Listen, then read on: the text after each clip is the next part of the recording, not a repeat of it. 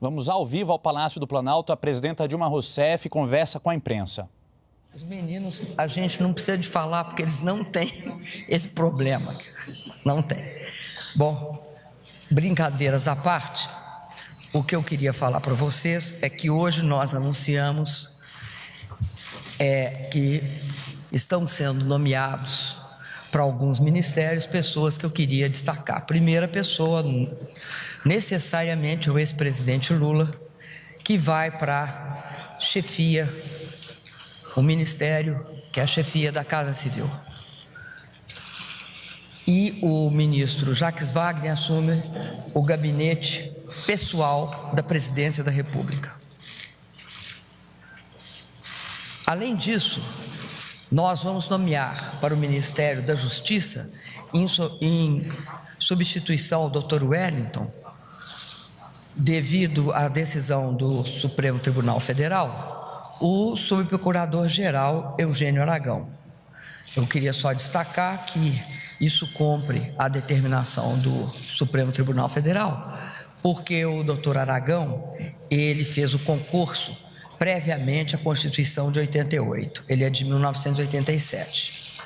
E também para a Secretaria de Aviação Civil, o deputado federal Mauro Lopes, que substitui o ministro interino Guilherme Ramalho, a quem, inclusive, eu agradeço profundamente pela contribuição que prestou e vai continuar prestando ao longo de todo o tempo do funcionamento da Secretaria de Aviação Civil, inclusive sendo responsável por muitos dos leilões que nós tivemos naquela área e pelos próximos também.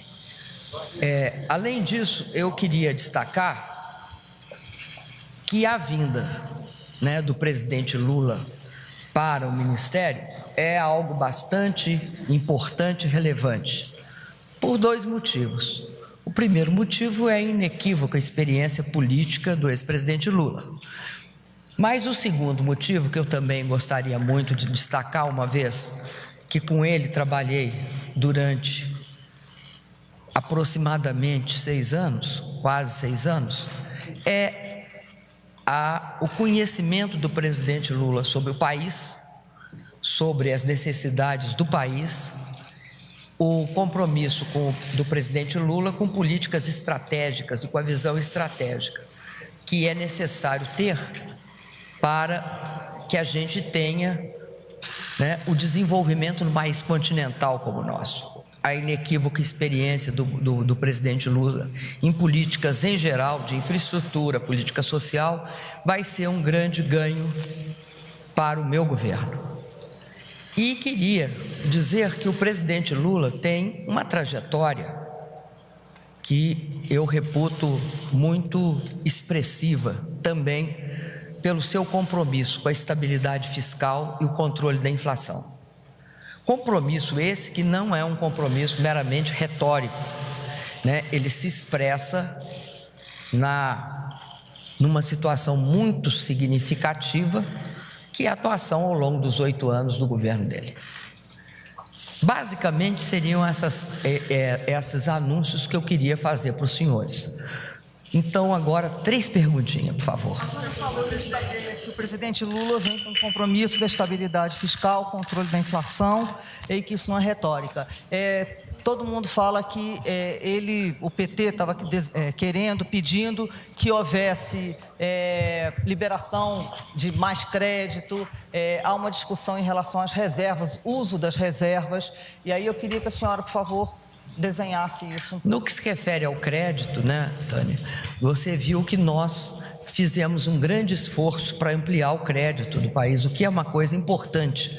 Isso eu acho que não é a posição do Partido dos Trabalhadores apenas, mas de toda a base aliada, inclusive, o ministro Nelson fez anúncios nesse sentido, tanto no crédito para capital de giro, quanto no crédito para pequenas e médias empresas, quanto no refinanciamento do BNDES também. E nós também nos dispomos a ampliar o investimento em infraestrutura. Agora, nas reservas é algo que eu acho interessante, eu queria destacar esse fato. Por que eu quero destacar? Nós construímos essas reservas a duras penas, com grande esforço, o governo do presidente Lula e o meu. Isto não é uma avaliação política, é uma constatação da realidade. Foi no meu governo, do presidente Lula, que nós construímos essas reservas. Sabemos o esforço que foi e sabemos o papel que elas desempenham. Qual é o papel que essas reservas desempenham? Proteção para o Brasil em relação a flutuações externas. Então, nós jamais teremos uma pauta de uso dessas reservas para algo que não seja a proteção do país contra flutuações internacionais. E as reservas também, elas podem ter um papel em relação à dívida, mas elas não são a forma adequada de se solucionar questões de investimento. Portanto, as especulações que existem quanto a esse fato do uso das reservas são isso, especulações. E elas, infelizmente, só beneficiam uns poucos que lucram com ela, que tentam eu acho, criar uma situação de especulação. Nós sabemos por que criamos esse volume de reservas. Nós sabemos que isso significava uma proteção contra as flutuações internacionais. E elas funcionaram muito bem. São 300, hoje eu não sei, porque elas flutuam, né? Vocês sabem disso. Mas acima de 370 milhões de dólares que nós, ao longo desses 16 anos, não, são os 8 do Lula e os 5 meu, 13 anos, quase 14, que nós acumulamos, porque quando o presidente Lula assume o governo, as nossas reservas não davam para pagar os nossos vencimentos de dívida. Hoje nós temos uma tranquilidade bastante grande em relação às reservas e eu sei que houve de todas as colorações, viu, Tânia? De todas as colorações políticas propostas quanto às reservas. Nós continuamos firmes com as nossas reservas ali, tranquilos e seguros. Presidente.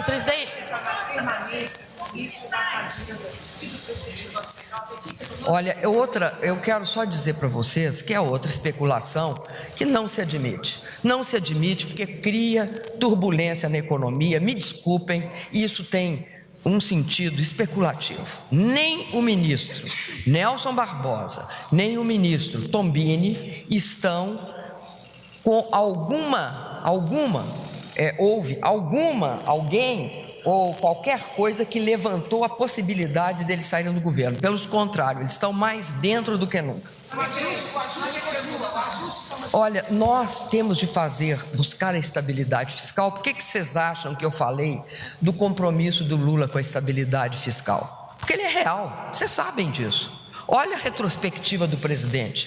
Que história é essa que o presidente não tem compromisso com a estabilidade fiscal? Que história é essa que ele não tem compromisso com o controle da inflação? Eu acho que é admissível, tudo é admissível, mas tem coisas que passa, eu diria assim, que está um pouquinho acima do noticiário especulativo. Presidente, a oposição... Presidente. Agora eu vou deixar, ela começou primeiro. Tanto na oposição quanto nas redes sociais dão conta de que a senhora teria perdido o poder e que Lula seria o primeiro-ministro. Ele tem superpoderes? Deixa eu continuar.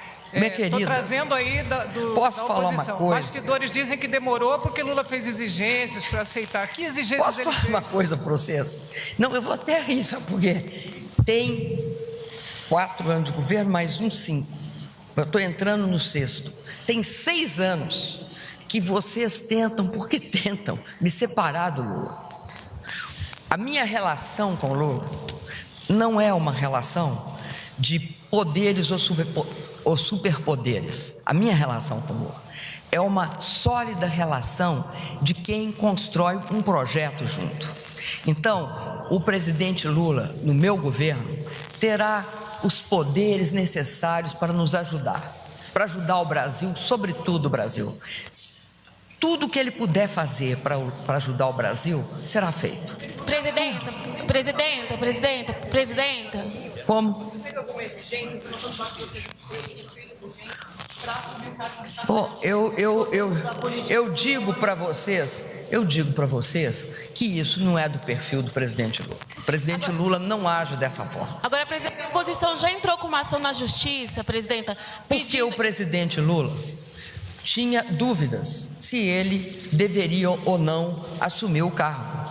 Dúvidas essas mais ligadas à situação do confronto que a oposição poderia fazer sobre as suas razões do que sobre esse tipo de questão. Agora, já entrou na justiça. E acho que essas dúvidas foram integralmente superadas e nós já ontem tínhamos a decisão. Mas nós aprofundamos hoje porque tinha de tratar de vários assuntos mais práticos. O impeachment está afastado, presidente, com isso? Presidente, desculpa. Eu não tenho nenhuma perspectiva disso. Agora, não vou te fazer uma negativa, mas não tem ninguém saindo do meu ministério nem entrando. Não. Presidente, desculpa, presidente. O impeachment está afastado com a chegada do presidente Lula? Eu sei, gente que processa notícia, se sai ou se entra. Agora, eu não posso contentá-los só para que vocês tenham notícia. Essa notícia não existe. Posso falar isso sobre você? Para você, eu acho o seguinte, sabe? É prerrogativa de fórum. Por trás de uma afirmação dessa, tem sobretudo uma suspeita do Supremo Tribunal Federal. Ou seja, o Supremo Tribunal Federal não é uma justiça que pode punir, que pode investigar, mandar investigar e absolver? É uma justiça é a Suprema Corte do país. A ida de um presidente, de um ministro, de um deputado federal ou de um senador não significa que ele não é investigado. Significa por quem ele é investigado. Ele é investigado pelo Supremo e quem é que faz a investigação? Ministério Público, a Polícia Federal. Não é um juiz de primeira ou de segunda instância. Isso que é prerrogativa de fórum. Então, por trás dessa afirmação de que seria se esconder, estaria uma desconfiança da Suprema Corte do país? É isso que as oposições querem colocar? Presidente, por quê? Porque, presidente, haveria um temor dos aliados do Lula da questão do Sérgio Moro diretamente, a investigação ser pelo Sérgio Moro. Veja bem, eu vou repetir a minha resposta. Veja bem, o STF é a Suprema Corte do país. Ele tem poder de olhar a decisão de todas as outras instâncias. A única diferença que existe entre você estar sendo investigado na primeira instância ou na última é quem é a corte que manda investigar. É isso. Então, se há, e eu acho que a gente tem de ter cuidado ao falar uma coisa dessas, até porque eu vi notícias internacionais, prerrogativa de foro não é impedir a investigação, é fazê-la em determinada instância e não em outra. E a troco de que eu vou achar que a investigação do juiz Sérgio Moro é melhor do que a investigação do Supremo, isso é uma inversão de hierarquia. Me desculpa, eu não posso acrescentar mais nada a uma resposta dessas. Não, ou seja, o judiciário brasileiro tem uma estrutura, a lei é clara. Quer dizer que ninguém foi investigado? Foi sim, está sendo investigados deputados federais, senadores. Por quem? Por quem tem prerrogativa de foro. E que tem esses senadores, esses deputados investigados, têm prerrogativa de foro. E todos estão sendo investigados. Então, eu não entendo porque quando chega nesse caso, criam essa hipótese. Vocês me desculpam, mas eu acho que essa hipótese, ela é apenas uma sombrinha, uma proteção ao fato de que, vamos falar a verdade, a vinda do Lula para o meu governo, fortalece o meu governo. E tem gente que não quer que ele seja fortalecido. Presidente, o que eu posso fazer? O ministro Jacques Wagner vai continuar Sinto no muito, status ele de vem, ministro? ele vai ajudar. Nós vamos olhar a questão da retomada do crescimento, da estabilidade fiscal e do controle da inflação. É isso. Presidente, por favor. O ministro Jacques Wagner. Agora mais uma... Eu estava esperando, presidente. Presidente. Olha, eu acredito que o ministro Mercadante deu explicações satisfatórias. Agora, o que mais chamou a minha atenção não foi isso. Foi o fato de que o que constava na publicação da revista Veja não colocava todas as afirmações do ministro para que ele teve quando ele manteve o diálogo com quem gravou. Então, eu acredito que é muito importante que todo mundo tenha esse compromisso com a verdade e escute toda a gravação. A mim foi mostrado as partes em que ele claramente dizia que ele não tinha nada a ver com a delação, delatava se quisesse, não delatava se não quisesse, e disse claramente que o que ele queria ajudar era da solidariedade. Está dito isso. Então, eu suponho que seria muito importante que quando se divulgasse alguma coisa, se divulgasse a íntegra dela. Muito importante. É que nem você divulgar uma parte e dessa parte você tirar a conclusão, que é a conclusão que caracteriza que ele não fez, ele não tinha interesse nenhum em impedir a investigação ou qualquer coisa. Eu não tenho por que não manter a minha confiança no ministro Mercadante. Presidente, por favor, o documento para concluir que o presidente Lula está sendo investigado de integrar o governo? Olha, eu acredito, tá? Nós temos um princípio, tá? O princípio da ficha limpa, que é na segunda instância. Hoje, né, os critérios de investigação são extremamente estranhos em relação ao presidente Lula. Muito estranhos. Por quê? Porque o presidente Lula nega que tenha o triplex, nega que tenha o sítio. E deu explicações suficientes, não se recusa a dar explicações. Sempre que foi chamado, informou, e acho estranho, já manifestei isso, que ele seja levado coercitivamente ou que seja pedida preventiva dele, sem base num fato que caracterize isso. Não só eu, mas uma opção de juristas falaram isso. Eu acho que o presidente Lula, um presidente que esteve à frente do país 8 anos, não é uma pessoa que pode ter a sua biografia destruída dessa forma. Acho que não está certo isso. Mostra a minha confiança na trajetória dele, na biografia dele, no compromisso dele, que eu conheço ele, compromisso dele com todas as práticas corretas e idôneas.